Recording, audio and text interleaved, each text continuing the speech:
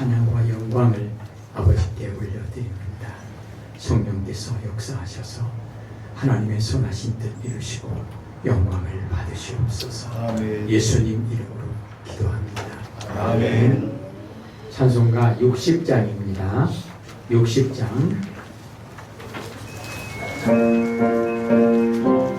찬송합니다.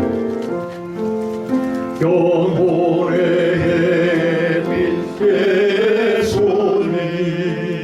가까이 비춰주시고 이 세상 불 일어나 가리지 않게 하소서. 이 눈의 단장 오기 전 고요히 주를 부르며 구주의 품에 안기니 한없이 평안합니다. 잠 깰 때 주여 오소서. 나에게 복을 주시고 주님의 사랑 안에서 언제나 살게 하소서. 아멘. 찬송가 183장입니다.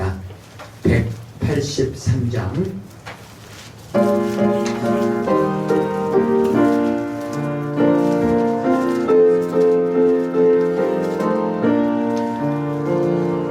빈들의 마른 불같이 시들은 나의 영혼.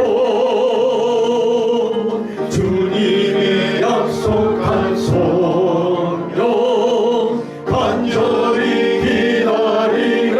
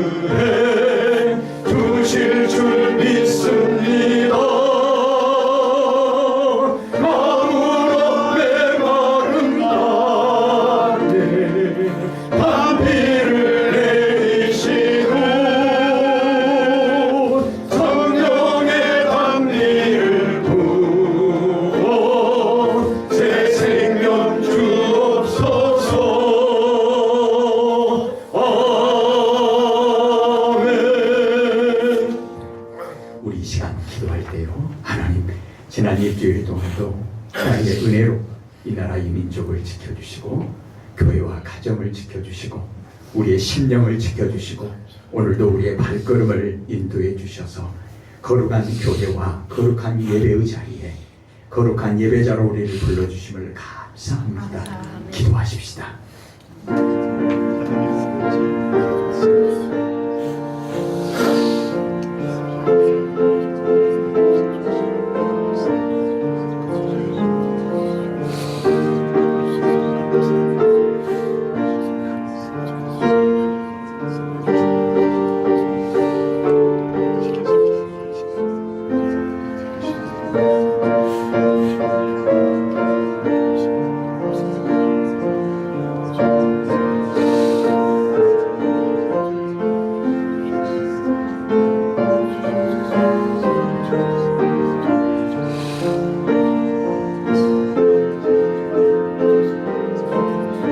하나님 아버지, 온 세계 모든 나라 모든 민족, 이 나라의 민족, 교회와 가정과 우리의 심령과 우리의 마음과 우리의 생각과 우리의 입술의 모든 고백까지도 온전히 주장하시는 하나님, 우리의 발걸음을 주장하시는 하나님, 오늘도 이 거룩한 교회와 예배를 통하여 하나님의 선하신 뜻 이루시고 하나님이 영광 받으시려고 우리를 여기까지 인도하신 줄로 믿고 하나님께 찬양과 영광을 올려드립니다. 아멘. 예수님 이름으로 기도합니다. 아멘. 찬송가 183장 3절 4절 하십시다. 가사를 생각하면서 183장 3절 4절입니다.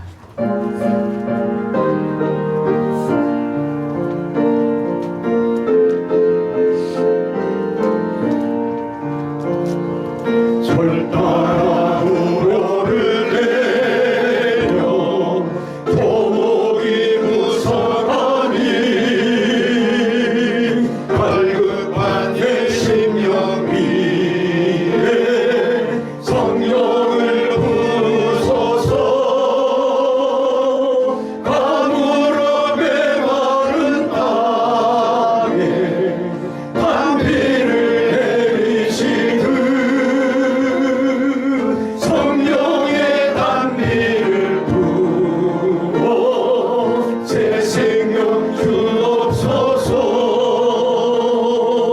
참되신 사랑의 원한 어길 수 있사오랴.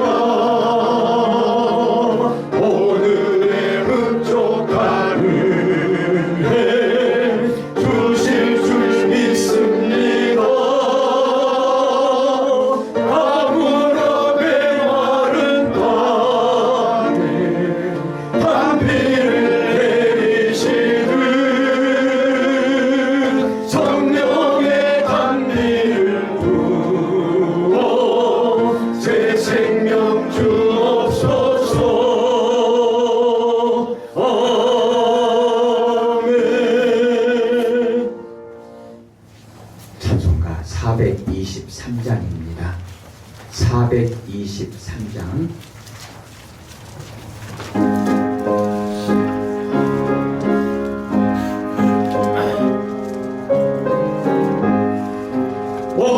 무엇보다도 더 그 죄로울 든 마음이 임금보다 더 이게 깨끗하게 씻었네. 주의 보혈 그릇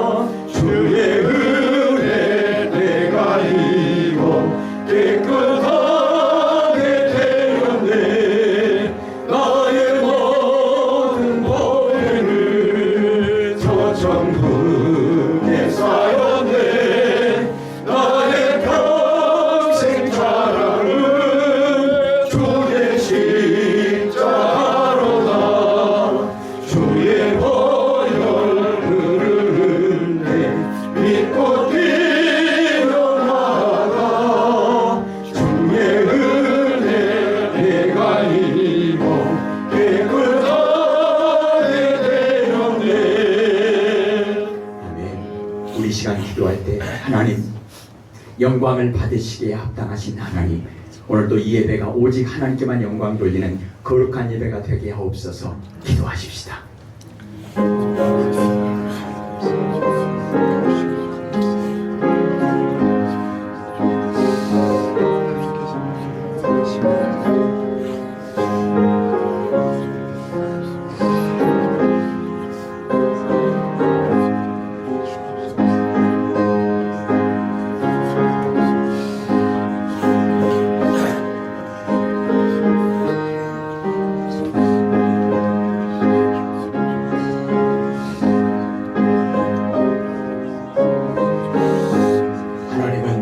영이시니 예배하는 자가 영과 진리로 예배할지어다. 아멘. 사도신경으로 신앙 고백합니다. 나는 전능하신 아버지 하나님 천지의 창조주를 믿습니다. 나는 그의 유일하신 아들 우리 주 예수 그리스도를 믿습니다. 그는 성령으로 잉태되어 공정녀 마리아에게서 나시고 본디오 빌라도에게 고난을 받아 십자가에 못 박혀 죽으시고 장사된 지 사흘 만에 죽은 자 가운데서 다시 살아나셨으며 하늘에 오르시어 전능하신 아버지 하나님 우편에 앉아 계시다가 거기로부터 살아있는 자와 죽은 자를 심판하러 오십니다. 나는 성령을 믿으며 거룩한 공교회와 성도의 교제와 죄를 용서받는 것과 몸의 부활과 영생을 믿습니다. 아멘. 찬송가 60장입니다. 요하실 문 좀 열어놓으세요. 찬송가 60장.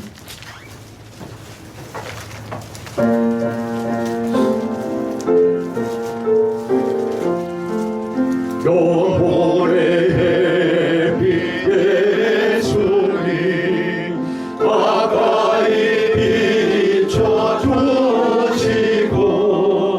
이 세상 구름 일어나 가리지 않게 하소서. 이 눈에 단장 오기 전 고요히 주를 그리며 구주의 품에 안기니 한없이 평안합니다. 잠길 때 주여 오소서. 나에게 복을 주시고 주님의 사랑 아래서 언제나 살게 하소서. 아멘. 이 시간 우리의 모든 허물과 죄를 예수님의 십자가 앞에 내려놓고 하나님의 은혜를 구하십시다. 하나님 우리의 죄를 용서하여 주옵소서.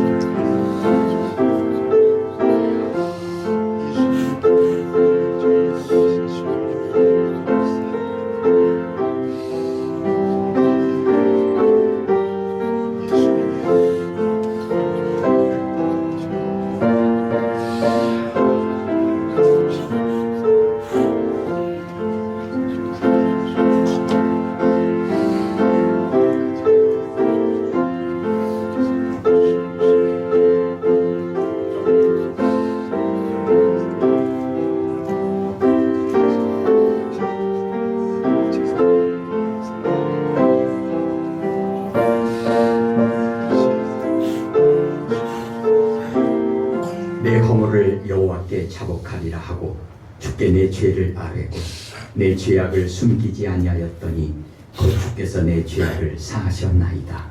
아멘. 주님이 가르쳐 주신 기도합니다. 하늘에 계신 우리 아버지, 아버지의 이름을 거룩하게 하시며 아버지의 나라가 오게 하시며 아버지의 뜻이 하늘에서와 같이 땅에서도 이루어지게 하소서.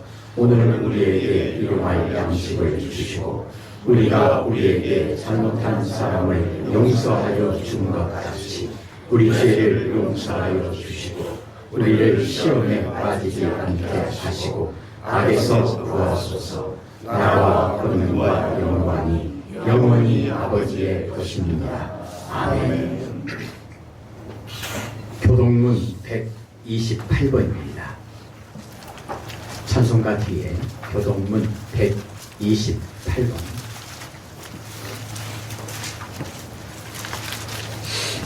사순절 5라고 기록되어 있습니다. 교동문 128번.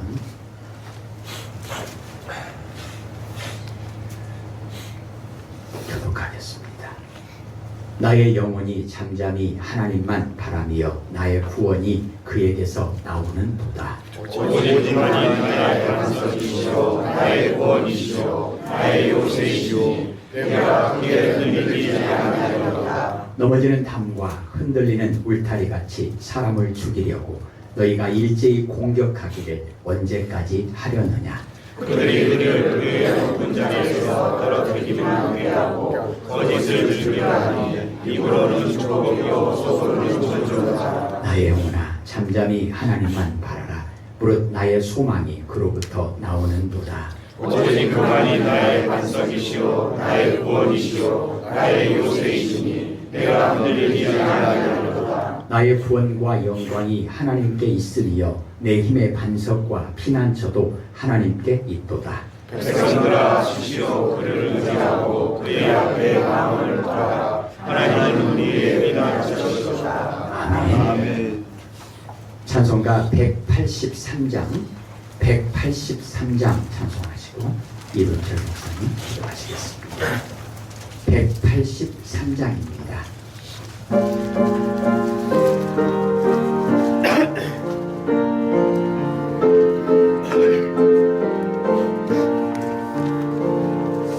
빈들의 마른 물같이 시들은 나의 영혼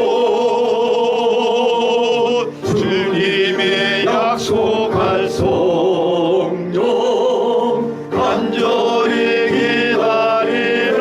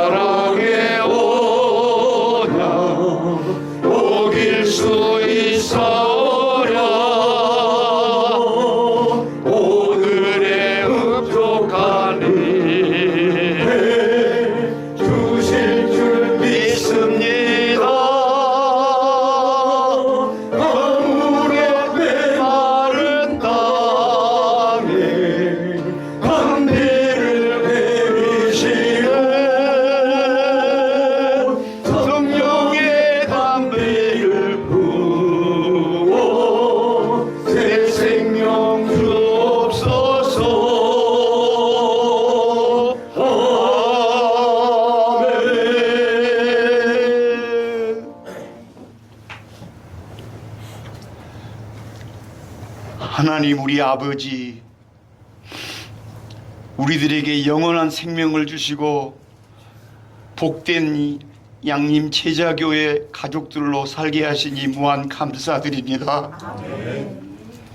곳곳이 전쟁의 화마로 흉흉한 세상에서도 우리 구주 예수님의 사순절을 기억하며 예배드릴 수 있도록 인도해 주시니 감사드립니다.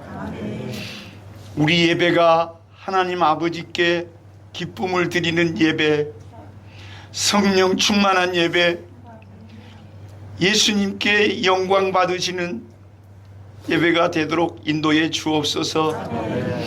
말씀 전하시는 두 분 목사님들과 한국교회와 대통령과 세계 복음을 전하는 선교사님들과 그들이 모두 하나님의 뜻을 이루도록 주신 사명을 잘 감당케 하옵소서.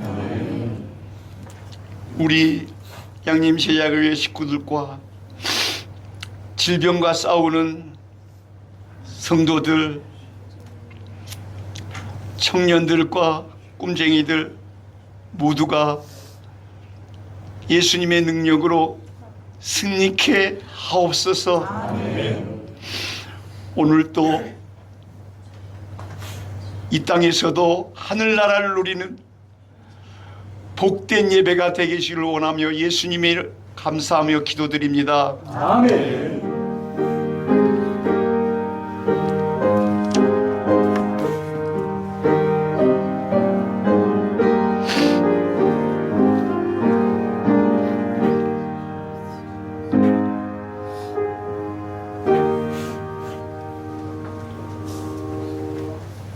오늘 우리에게 주시는 하나님의 말씀은 신약성경 에베소서 5장 8절에서 14절입니다.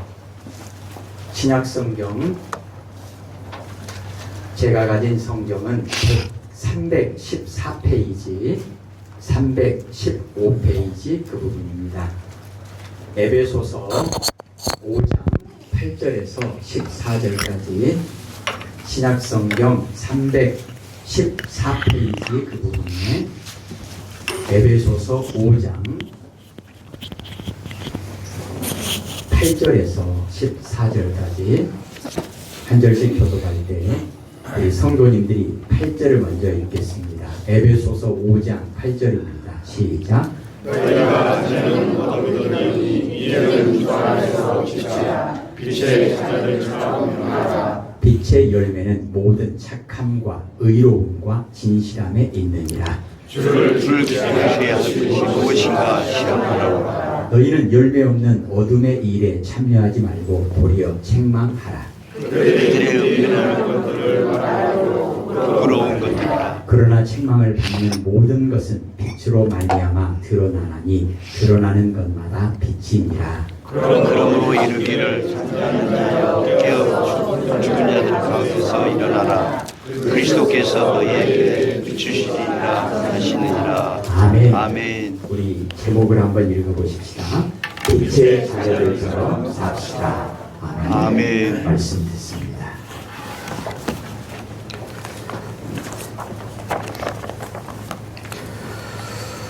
양림 제자교회는 참 행복한 교회 같습니다.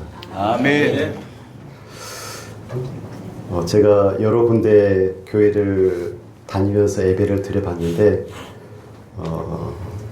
대예배 시간에 노 목사님이 기도를 인도하는 교회는 보지를 못했습니다. 앞으로는 우리 청년분들도 함께 예배에 참석해서 교회 모든 구성원들이 평등하게 하나님께 함께 기도했으면 좋겠습니다. 오면서 보니까 밖에 노란 개나리도 피어 있고, 그리고 수선화도 피어 있고, 그리고 목련도 피어 있는 것을 보았습니다. 얼마나 감사한지 모르겠습니다. 더 감사한 게 뭐냐면 개나리보다 더 아름다우신 성도님, 그리고 수선화보다 목련보다 더 아름다우신 우리 성도님들과 함께 하나님께 예배하셔서 너무나 감사합니다. 아멘. 이 영광 하나님께 올려드립니다. 1986년에 개봉한 영화가 있습니다. 미션이라는 영화가 있는데 아주 유명한 그런 영화이죠. 미션이라는 말은 임무라는 그런 단어의 뜻을 갖고 있고, 이것을 기독교적인 의미로 풀어보면 선교라는 그런 의미가 될 수 있겠습니다. 이 미션이라는 영화에는 주인공이 2명 나오는데, 한 명은 로드리고 멘도사라는 그런 인물이고, 또 한 사람은 예수의 신부인 가브리엘입니다. 가브리엘. 이 미션이라는 영화는 한 인간이 얼마나 극적으로 변화될 수 있는지를 잘 보여주고 있는 그런 장면이 드러나 있습니다. 영화 속 로드리고 멘도사는 원래 노예를 잡아서 팔았던 노예 사냥꾼이었습니다. 그는 남미 정글에서 원주민들을 붙잡아서 노예로 팔았던 아주 잔인한 그런 인물이 바로 멘도사입니다. 그는 사람의 생명을 돈으로 바꿨던 그런 인물이죠. 그의 삶은 폭력과 탐욕이 난무했던 그런 삶을 그가 살았습니다. 그런데 어느 날 그가 분노 속에서 자기 동생을 죽이는 끔찍한 그런 범죄를 저지르고 맙니다. 동생이 죽자 그 순간 그의 삶이 완전히 무너지게 되어지죠. 그는 깊은 죄책감과 절망 속에 빠져버립니다. 그때 예수의 신부였던 가브리엘이 그에게 회개의 길을 제시합니다. 멘도사가 그 길을 따르죠. 멘도사는 자기가 사용했던 칼과 갑옷과 무기들을 모두 묶어서 등에 짐을 짊어집니다. 그리고 그가 폭포를 오르지요. 그 모습은 마치 자기 죄를 짊어진 사람과 같은 그런 모습이었습니다. 마침내 멘도사가 폭포 위에 도착했을 때 그곳에는 과거에 그가 사냥했던 원주민들이 그 앞에 서 있었습니다. 원주민들은 칼을 꺼냈죠. 멘도사는 죽음을 기다리고 있었습니다. 과거에 자기가 저지른 그 일을 생각하면서 그들이 복수를 하는 것은 당연한 것이다라고 생각하면서 죽음을 기다리고 있었죠. 그런데 그들이 멘도사를 죽이지 않습니다. 왜? 원주민들은 원수 같은 멘도사, 사랑하는 가족을 죽이고 노예로 끌고 왔던 그 원수 같은 그 사람을 원주민들은 죽이지 않았을까? 그들이 가브리엘 신부로부터 복음을 받아들였기 때문에 그렇죠. 그들은 멘도사를 죽이지 않고 그의 짐을 묶고 있던 줄을 끊어버립니다. 그 무거운 갑옷과 무기들이 폭포 아래로 떨어지죠. 그럴 때 멘도사는 울기 시작합니다. 왜 울었을까요? 그가 용서를 경험했기 때문에 그는 한없이 울게 되어집니다. 그리고 그날 이후에 그는 완전히 다른 사람으로 변하게 되어지죠.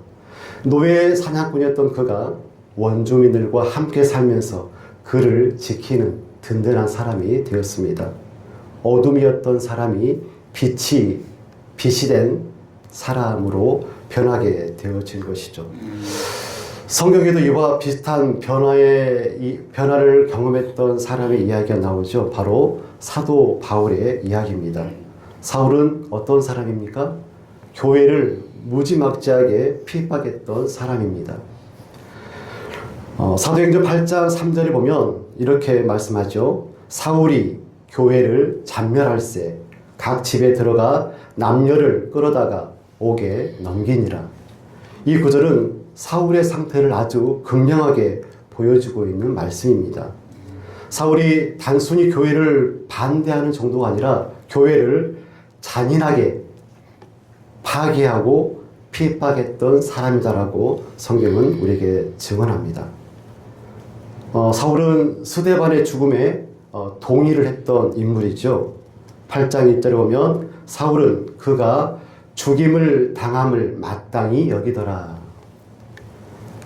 그랬던 그에게 어느 날 다메섹으로 가는 그 길 위에서 예수님을 만나고 사울이 바울이 되어지는 놀라운 일을 그가 경험합니다. 바울이 나중에 자신의 과거를 어떻게 고백합니까? 갈라디아서 1장 13절에 내가 이전에 유대교회에 있을 때에 하나님의 교회를 심히 박해하고 멸하였다. 디모데전서 1장 13절에 내가 전에는 비방자요, 박해자요, 폭행자였다라고 그가 고백합니다. 오늘 성경 본문에서 바울은 이렇게 고백하죠. 너희가 전에는 어둠이더니 이제는 주 안에서 빛이라. 빛의 자녀들처럼 행하라. 아멘. 너무나 귀하고 귀한 말씀이죠. 바울은 너희가 어둠 속에 있었다라고 말하지 않고 너희가 어둠이었다라고 말씀합니다. 인간을 향한 바울의 통찰 무엇입니까? 인간은 어둠이다. 예수를 알지 못하고 예수를 알지 못하는 인간의 실상이 그렇고 하나님의 은혜 밖에 있는 인간의 실존이 어둠이다라고 바울이 말씀하고 있는 것이죠.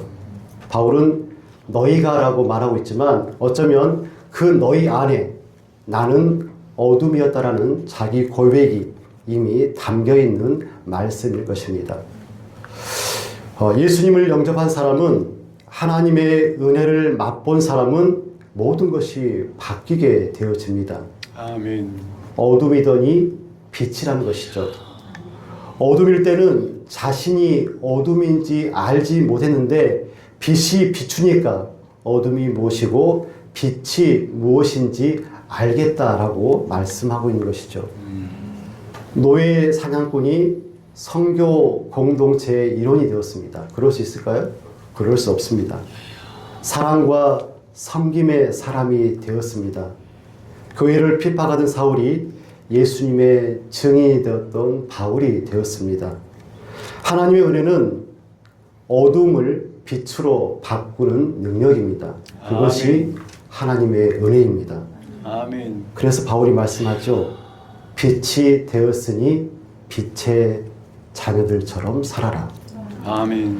왜 빛의 자녀로 우리가 살아야 됩니까, 여러분? 우리가 빛이기 때문에 그렇습니다. 오늘 사도 바울을 통해서 우리에게 주시는 하나님의 말씀은 이제는 너희가 주 안에서 빛이라는 것입니다. 우리가 노력해서 빛이 되었습니까? 아닙니다. 하나님의 은혜로 빛이 된 존재가 바로 우리들입니다. 아멘. 우리는 예수 그리스도의 골고다 십자가의 사랑으로 그 은혜로 빛이 되었습니다. 아멘. 창세기 1장에 보면 하나님께서 세상을 창조하실 때 가장 먼저 하신 말씀이 있죠. 빛이 있으라. 빛이 비추자 혼돈과 어둠이 물러났습니다. 비로소 낮과 밤이 나누어지죠. 질서가 생기고 모든 것이 제자리를 찾기 시작했습니다. 빛이 비추었을 때, 그렇죠. 빛은 단순히 밝히는 것이 아니라 구별하는 힘이 바로 빛입니다. 빛은 구별하는 힘이 있죠. 바울은 그 빛을 오늘 우리에게 적용시키고 있습니다. 너희가 이제는 주 안에서 빛이다. 무슨 말씀입니까? 이 말씀은 우리의 삶이, 우리의 빛된 삶이 세상을 구별하는 기준이 되어야 한다는 말씀입니다. 아멘. 출애굽기 10장에 보면 애굽의 9번째 재앙이 임하죠. 온 땅에 흑암이 임하게 되어집니다. 사람이 서로 볼 수 없고 자기 처소에서 일어나는 자가 없다라고 성경은 증언하죠. 어둠이면 내가 나를 볼 수가 없고 내가 상대를 바라볼 수도 없고 상대를 한 인간으로 바라볼 수도 없고 빛된 그 어떤 행동도 할 수가 없습니다. 그런데 이스라엘 자손들이 거하는 곳에는 빛이 있었다라고 증언하죠. 아멘. 같은 땅입니다. 같은 시간입니다. 그런데 애굽은 어둠이고 이스라엘은 빛입니다. 고센 땅에 빛이 임하자 이스라엘과 애굽이 선명하게 구분이 되어집니다. 이스라엘이 무엇을 해서 빛이 되었습니까? 무엇을 해서 이스라엘이 빛이 된 것이 아니죠. 하나님의 백성으로 하나님께 속해 있었기 때문에 빛이 된 것입니다. 아멘. 그래서 그 결과가 어떻습니까? 빛과 어둠이 분명하게 나누어지게 된 것이죠. 시대의 어둠 가운데 빛을 내었던 이들이 있었습니다. 빛이신 하나님, 빛이신 예수 그리스도를 품었던 이들이 그런 삶을 살았죠. 다니엘과 그 세 친구들을 기억하십니까? 바벨론이라는 그 거대한 이방 나라에서 우상과 세속 문화가 가득한 어둠의 그 한복판에서 그들의 삶을 그들은 구별해서 살았습니다. 왕이 내린 음식을 거부했죠. 우상 앞에 절하지 않았습니다. 바벨론 그 한가운데서 하나님의 살아계심을 드러내고 빛의 정체성을 드러냈던 이들이 바로 그들이죠. 일제 강점기와 전쟁이라는 그 어둠 속에서 손양원 목사님은 복음을 붙들었고 예수님을 붙들며 살았던 인물이 바로 손양원 목사님입니다. 손 목사님은 여수 순천 사건 때 두 아들을 잃었습니다. 공산주의 청년이 아들 동인과 동신을 죽였습니다. 그리고 그 청년이 붙잡혔을 때 손양원 목사님은 그를 용서해 달라고 애원했죠.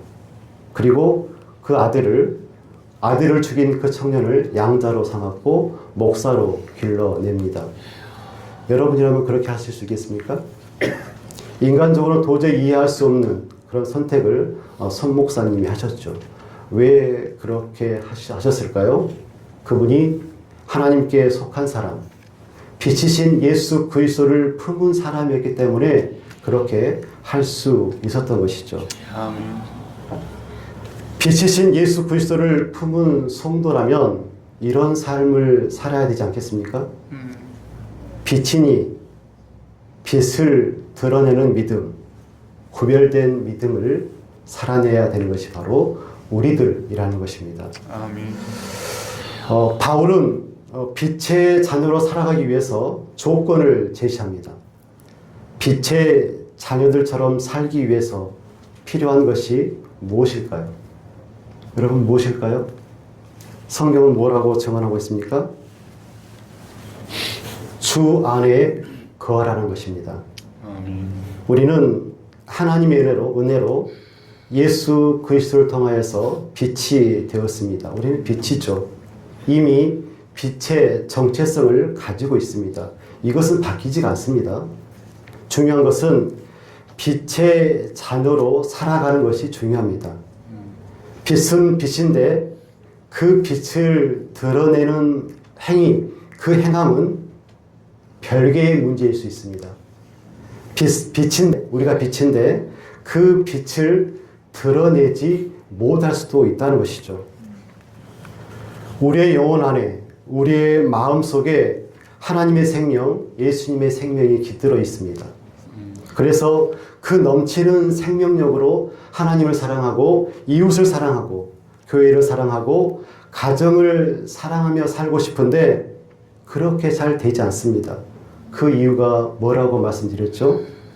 성령 안에서 예수를 주로 고백하는 믿음, 그 생명의 뿌리인 믿음이 부족하기 때문에 그렇다라고 말씀을 드렸죠. 내 안에 예수 그리스도의 빛이 임했는데 그 빛을 다니엘처럼 손양원 목사님처럼 드러내고 싶은데 어떻게 그럴 수 있습니까? 주님 안에 있을 때 그럴 수 있다는 것이죠. 아멘. 참 포도나무 대신 예수님께 꼭 붙어 있는 가지일 때 예수 그리스도와 떨어지지 아니할 때 그럴 수 있다는 것입니다. 우리는 스스로 빛이 된 게 아니죠. 예수님께서 말씀하셨습니다. 나는 세상의 빛이다. 빛의 근원은 누구입니까? 예수님이십니다. 빛의 근원은 예수님, 빛의 근원은 하나님이십니다. 아멘. 우리는 그 빛을 가진 존재들이 아니라 그 빛 안에 들어간 사람들입니다. 그래서 바울은 주 안에서라는 말을 사용하고 있죠.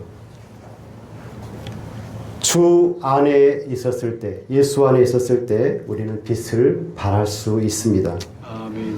장작이란 나무, 장작이 불 속에 들어가면 그 장작도 뜨거워지고 밝아집니다. 하지만 나무가 불 밖에 있으면 다시 식어지고 어두워지죠. 우리도 똑같습니다. 주님 안에 있으면 밝아지고 주님과 멀어지면 다시 어두워지고 차가워지는 존재가 바로 우리들 아닌가요?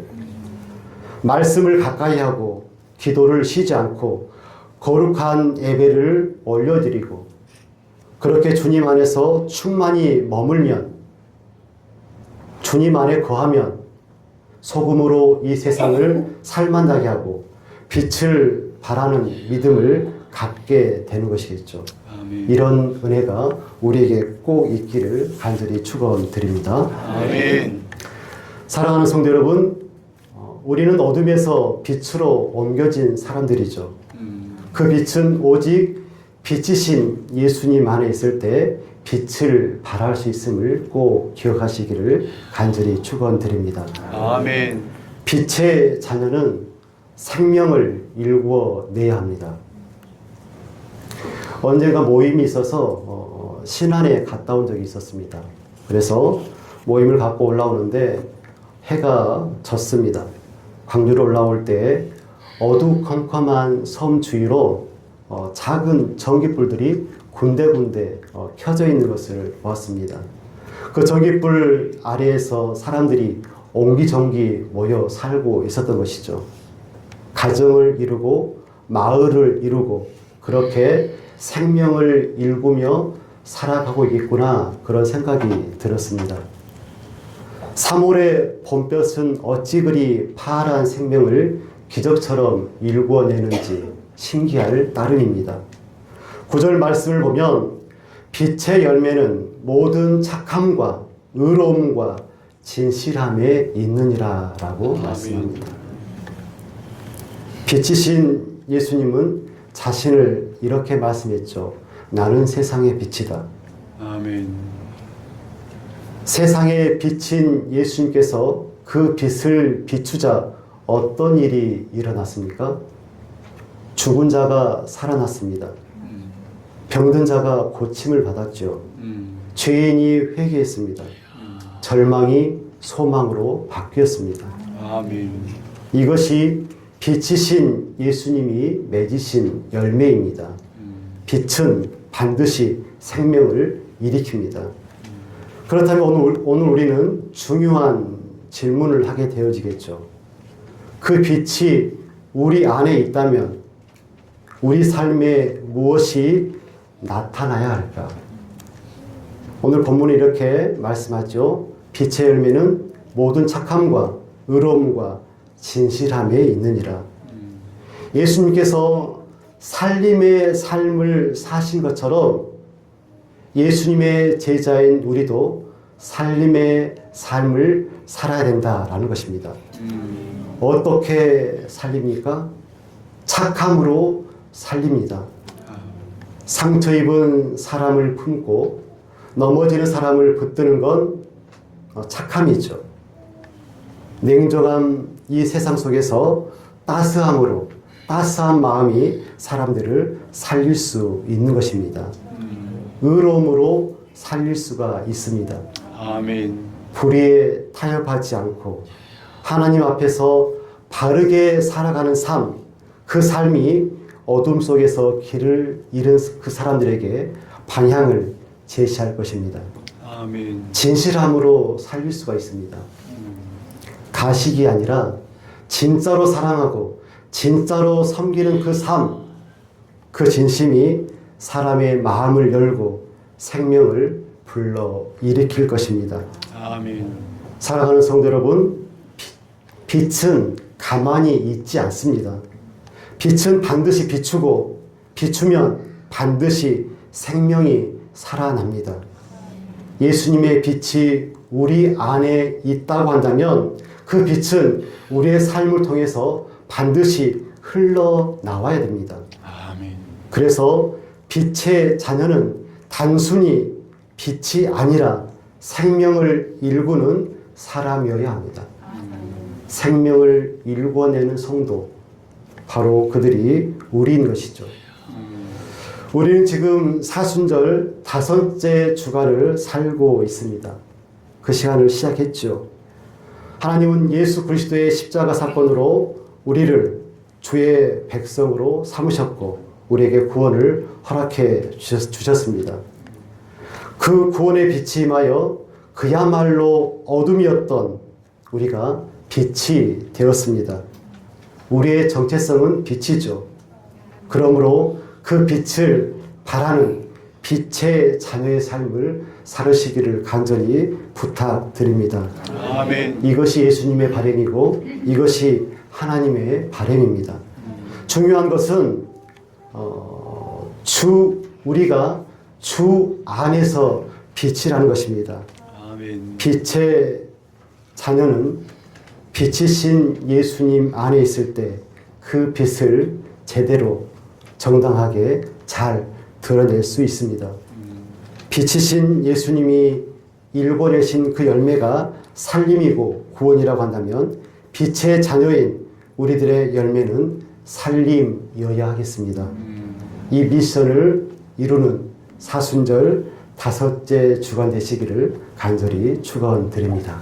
아멘. 기도하겠습니다. 사랑과 은혜가 풍성하신 아버지 하나님, 우리를 사랑하여 주셔서 어둠이었던 우리를 빛으로 불러주시니 감사합니다. 아멘. 하나님, 이제 우리가 예수 그리스도를 통하여서 십자가에 내어주신 예수 그리스도의 그 크신 사랑으로 빛이 되었으니 빛의 자녀로서의 삶을 살아갈 수 있도록 하나님 우리를 긍휼히 여겨 주시옵소서. 아멘. 예수 그리스도께서 이 세상 가운데 맺으셨던 그 열매가 살림과 구원의 열매였으면 예수 그리스도의 빛의 자녀인 우리가 이 세상을 살려내는 살림의 삶을 살 수 있도록 하나님 도와주시기를 간절히 소원합니다. 아멘.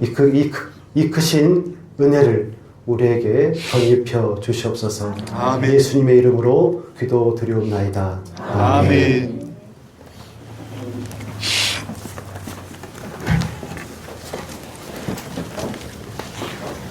찬송가 423장 찬송하시고요. 목사님 헌금 기도와 축도해 주시면 감사합니다. 423장입니다.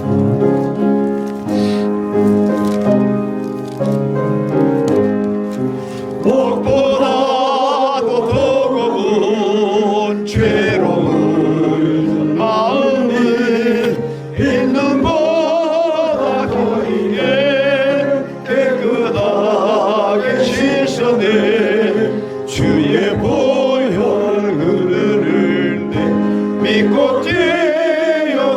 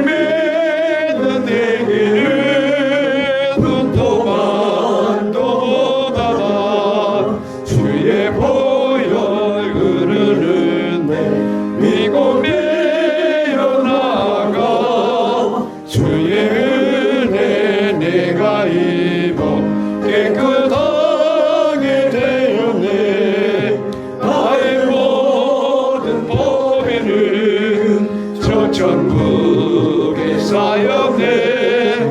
나의 평생 자랑은 주의 십자가로다. 주의 보혈 흐르는데 믿고 뛰어나가. 주의 은혜 내가 입어 깨끗하게 되었네.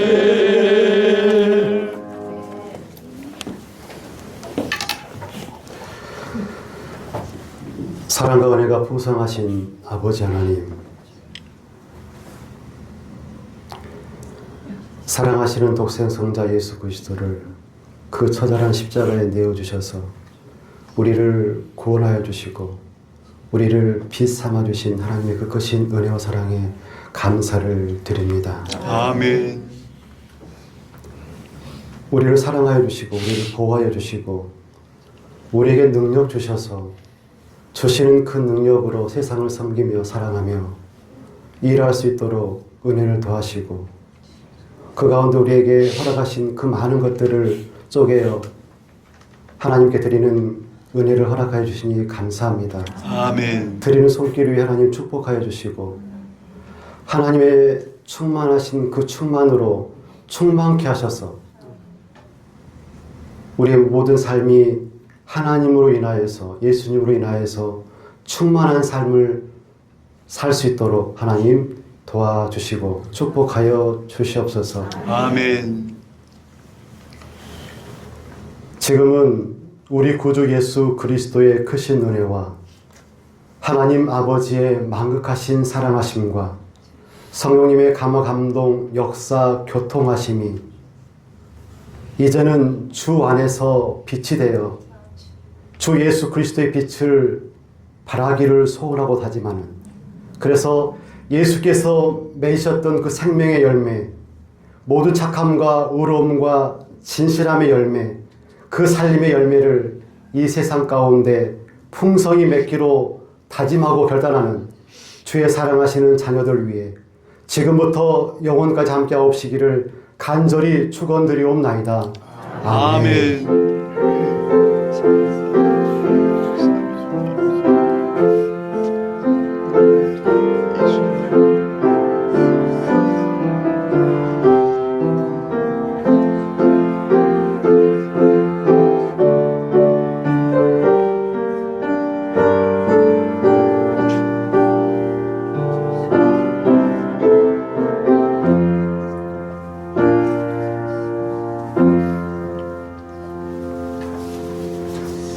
우리 하나님께 영광의 박수 올려드립니다.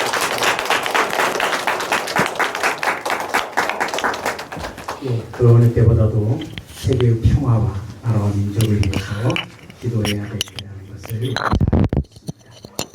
예, 저희 교회에서는 특별히 가정 같은 교회, 교회 같은 가정, 이런 말이 있는 것처럼 토요일 날 교회 나와서 예배당에 나와서 청소 못하게 하는 것이 아니라 여러분 가정에서 교회라 생각하시고 그때만이라도 한번 청소하시면 좋겠다, 그런 의미로 그런 부탁을 드렸던 것이며, 사순절 기간 동안에 특별 새벽기도라든가 특별한 행사를 하지는 않습니다.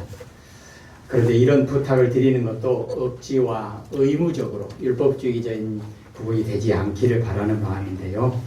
혹시 감동이 되시면 이번 주에 한번 연습해 보시고 다음 주 일주일 동안 여러분 가정에서 여러분이 한번 예배를 드렸으면 좋겠다 싶습니다. 이렇게 말씀을 드리면 문제가 생겨요. 시간이 있어서 잠깐 말씀을 드릴게요. 제가 사랑하는 어떤 장로님, 권사님 가정에 장로님이 이제 이런 말씀을 드리니까 저한테 일러요. 우리 아내는 권사인데 새벽에 못 일어납니다. 그래서 같이 새벽기도도 좀 가고 싶은데 안 일어납니다. 저녁 늦게 자고 안 일어납니다. 그래서 새벽마다 속이 상하고 나 혼자 새벽기도 갑니다. 예, 그래서 그런 부탁을 드린 적이 있습니다. 그러면 장로님이 일찍 새벽기도 드리고 와서 집에서 예배를 한번 더 드리십시오. 근데 문제가 있어요.